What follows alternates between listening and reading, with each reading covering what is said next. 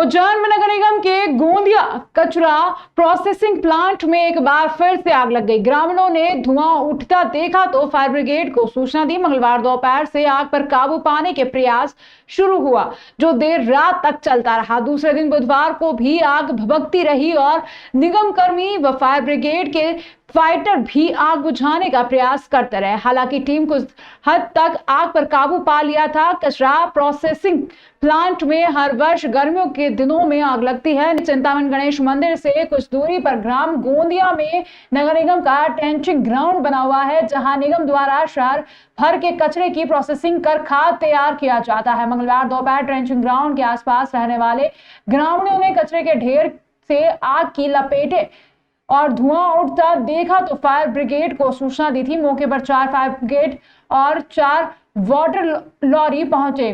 कचरे में लगी आग हवा चलने पर विकराल रूप धारण कर चुकी थी, जिस पर काबू पाने के प्रयास शुरू किए गए।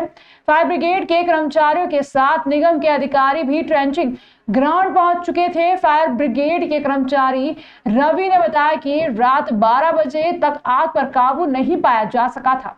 उपायुक्त गुप्ता ने आगे बताया कि दूसरे दिन बुधवार को आग पर लगभग काबू पा लिया गया है। उन्होंने बताया कि आग लगने के कारणों का पता नहीं चल सका है। आशंका है कि कचरे से तेज गर्मी के कारण रासायनिक गैस बनी होगी, जिससे आग लगी है।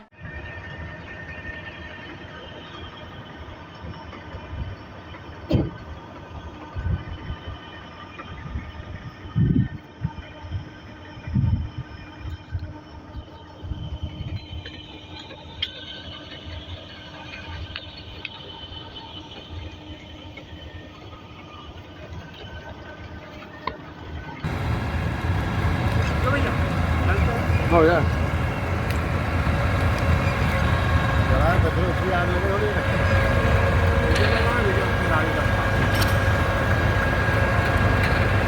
उज्जैन के सबसे व्यस्तम तीनबत्ती चौराहा पर बुधवार शाम को अचानक भीषण आग लग गई। दरअसल यह आग एक इलेक्ट्रॉनिक दुकान में लगी। दुकान 3 मंजिला बताई जा रही है। दूसरी मंजिल पर आग लगी, जिसने विकराल रूप धारण कर लिया और नीचे की पहली मंजिल और ऊपर की तीसरी मंजिल में भी आग की चपेटें आ गई। दुकान का नाम टिल्लू इलेक्ट्रिकल बताया जा रहा है, जिसमें बड़ी मात्रा में इलेक्ट्रिक का सामान भरा हुआ था। खास बात तो यह है कि दुकान संचालक ने ऊपरी मंजिल पर गोदाम भी बना रखा था। यहां आग के कारण लाखों रुपए का सामान जलकर खाक हो गया। गनीमत रही कि किसी प्रकार की कोई जनहानि नहीं हुई। शाम का समय था, बाजार में आवाजाही काफी अधिक थी, इसलिए क्षेत्र में अफरा तफरी का माहौल देखा गया। मामले की गंभीरता को ध्यान में रखते हुए खुद एसपी प्रदीप शर्मा मौके पर पहुंचे और मोर्चा संभाला। वहीं प्रशासन का अमला भी दिखाई दिया। यहां क्षेत्र की विद्युत सप्लाई तुरंत रोक दी गई। आग लगने के कारणों का भी पता नहीं चल पाया है। यहां जब आग विकराल रूप ले रही थी तब मौके पर केवल एक ही दमकल थी, जिसके कारण क्षेत्रवासियों में काफी आक्रोश दिखाई दिया। जिस दुकान में आग लगी उसके आसपास अन्य दुकानें और रहवासी इलाका भी है। एसपी प्रदीप शर्मा ने बताया कि शुरू में 3 दमकल की गाड़ी मौके पर पहुंची और आग पर काबू पाने का प्रयास किया। हालांकि इसके बाद 3 और दमकल की गाड़ियां आई। क्षेत्र में वाहनों का आवागमन बंद कर दिया गया। कड़ी मशक्कत के बाद करीब 2 घंटे बीतने पर आग पर काबू पाया गया। हालांकि उसके बाद भी धुआं निकलता रहा।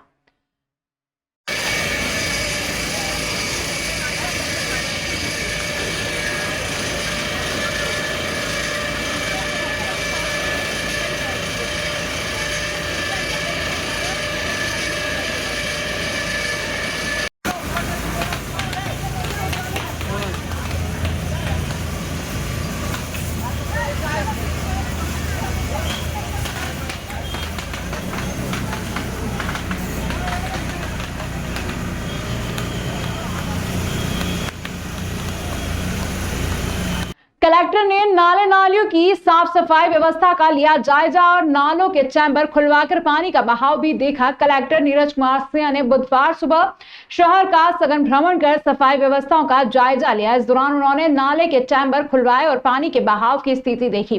कुछ नालों में गंदगी और पानी के जाम होने की स्थिति पाए जाने पर नाराजगी जताई और कहा कि बारिश को ध्यान में रखते हुए आगामी 15 दिनों में सभी प्रमुख नाले नालियों की वास्तविक रूप से साफ सफाई की जाए, ताकि वर्षा के दौरान जल भराव की स्थिति ना हो। अवैध निर्माण जिनके कारण नालों की निकासी बाधित हो रही है, उन्हें भी चिन्हित कर संबंधित को नोटिस दिए जाए। सबसे पहले कलेक्टर जोन 6 में आदर्श नगर पहुंचे। उन्होंने यहां स्थित नाले से निकासी की स्थिति देखी। इसके बाद शिप्रा विहार और एकता नगर और लोहार पट्टी पहुंचे। यहां नाले में पानी के जाम की स्थिति मिली, जिस पर कलेक्टर ने नाराजगी व्यक्त करते हुए नाले की अच्छे से साफ सफाई कराने के निर्देश दिए।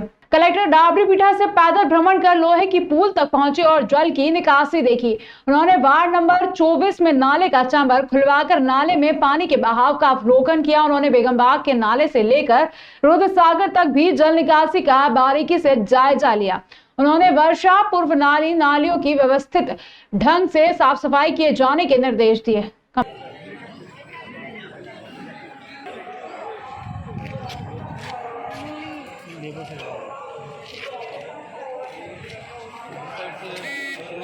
नहीं आती सर, ये दीवार की तो अभी बारिश गिर जाएगी अभी मतलब।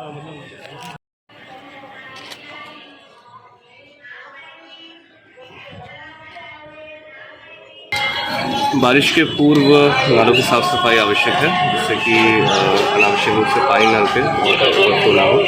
इसके लिए नगर निगम द्वारा लोगों की ड्यूटी लगाई गई है और उसका निरीक्षण किया गया है। कुछ जगहों पर साफ़ सफाई चल रही है, कुछ जगहों पर अभी साफ़ सफाई करवाने की आवश्यकता है, तो इसमें समुचित निर्देश दिए गए हैं इसको अगले 15 दिवस में सारी साफ़ सफाई करवाने के। और इसमें जिला स्तर से भी मॉनिटरिंग के लिए टीम गठित की जा रही है, जो कि प्रतिदिन मॉनिटरिंग करके इंश्योर करेगी कि प्रॉपर साफ़ सफाई। सर यहाँ पे कितने नालों का निरीक्षण? आज करीब 8 नालों का निरीक्षण किया है और जो बचे हुए हैं उनका निरीक्षण आगे किया जाएगा। एमपीबी के इंगोरिया के लाइनमैन इरफान उल हक का ऑडियो वायरल हो रहा है, जिसमें इंगोरिया के एमपीबी के उपभोक्ता द्वारा पूछा गया कि आपको बार बार फोन लगाने से अगर आपको परेशानी होती है तो किसी अन्य संबंधित अधिकारी के नंबर मुझे दे दो। तो लाइनमैन इरफान अल हुक द्वारा बोला गया कि आप तो मुख्यमंत्री मोहन यादव को मेरी शिकायत कर दो, वह क्या करेगा उलझन में पड़ा रहता है। वर्तमान लाइनमैन इरफान अल हुक द्वारा मुख्यमंत्री के प्रति कहे गए एक लाइनमैन कर्मचारी द्वारा अगर मध्य प्रदेश के मुख्यमंत्री को ऐसे शब्दों से संबोधित किया जाता है तो एक आम आदमी, आम नागरिक, आम उपभोक्ता के प्रति लाइनमैन की क्या प्रतिक्रिया रहती होगी। और इसी के साथ लाइनमैन द्वारा विद्युत वितरण कंपनी की छवि को धूमिल किया जा रहा है। इस लाइनमैन की शिकायतें बहुत आ चुकी है। इसकी शिकायत विभाग के अधिकारी को भी की गई है। अधिकारी ने कहा आचार संहिता के बाद कार्यवाही की जाएगी। इसके द्वारा उपभोक्ता को धमकी भी दी जाती है कि तुम्हारी झूठी एफआईआर दर्ज करवा दूंगा, मैं एक शासकीय कर्मचारी हूं, जमानत भी नहीं होने दूंगा। इनके ऐसे ही व्यवहार से इंगोरिया के आसपास गांव के ग्रामीण जन भयभीत होकर अपमानित होते रहते हैं। हाँ लाइनमैन साहब, जय सिया राम। नमस्कार कहीं भैया चालू?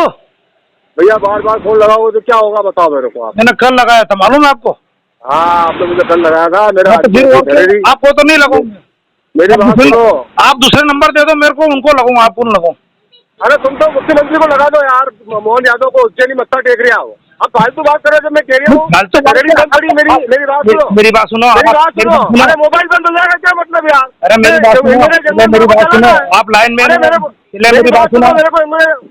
नगर निगम प्रशासनिक अमले सहित और यातायात पुलिस ने संयुक्त रूप से आज शहर में रोड पर खड़े वाहनों पर कार्रवाई की है। नगर निगम अधिकारी को शिकायत मिली थी कि सड़क से लगी दुकानों कार डेकोर के बाहर बेतरतीब तरीके से वाहन खड़े रहते हैं, जिससे आने जाने वाले राहगीरों को काफी परेशानियों का सामना करना पड़ता है और ट्रैफिक भी जाम होता है। इसको लेकर बुधवार को कार्रवाई की गई और बेतरतीब खड़े वाहन मालिकों को समझाइश दी गई कि आगे से इस तरह वाहन खड़े ना करें, नहीं तो जुर्माने के साथ वाहनों को जब्त किया जा सकता है। कार्रवाई के दौरान पुलिस प्रशासन और नगर पालिक निगम की टीम मौके पर उपस्थित रही। निगम विरुद्ध वाहन पार्किंग करना अब पड़ेगा महंगा। पुलिस और प्रशासन के अमले ने कार्रवाई का लिया निर्णय। एसडीएम ने बताया कि धार्मिक नगरी उज्जैन में देश विदेश से आने वाले श्रद्धालुओं की सुविधा को देखते हुए कलेक्टर और पुलिस अधीक्षक के निर्देश पर नियम विरुद्ध सड़कों पर खड़े वाहनों पर की गई है कार्रवाई। आज कार्रवाई माधवनगर थाना क्षेत्र के फ्रीगंज स्थित दुर्गा प्लाजा से लेकर तीनबत्ती चौराहा के आगे तक संचालित हो रहे कार डेकोर और बैंकों के बाहर खड़े बेतरतीब दर्जन वाहनों पर कार्रवाई की गई है। साथ ही साथ दुकान संचालक को नोटिस देकर हिदायत दी गई है और प्रशासन के अमले ने चालानी कार्रवाई और जब्ती की कार्रवाई की है। आगे भी यह कार्रवाई जारी रहेगी।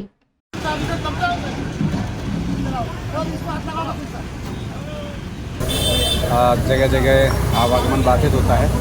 ट्रैफिक और पार्किंग में जो इलीगल गाड़ियाँ खड़ी रहती हैं, इसी तारतम्य में आज नगर निगम की टीम और ट्रैफिक की टीम, जैसे ही कलेक्टर महोदय के निर्देश से किसी भी नागरिक को और जो बाहर से श्रद्धालु आते हैं महाकाल दर्शन करने, जो भी उनको किसी भी तरह से ट्रैफिक संबंधी असुविधा नहीं होनी चाहिए। तो जो इलीगल पार्किंग है, कार डेपोट के बाहर रहती है, उनको हटाने के निर्देश दिए गए। उसी तारतम्य में ये पूरा अमला प्रशासन का और पुलिस का और नगर निगम का यहाँ हटाने की कोशिश है और सब समझाइश भी दी जा रही है, अनाउंसमेंट भी जा रहा है, नोटिस भी जा रहा है।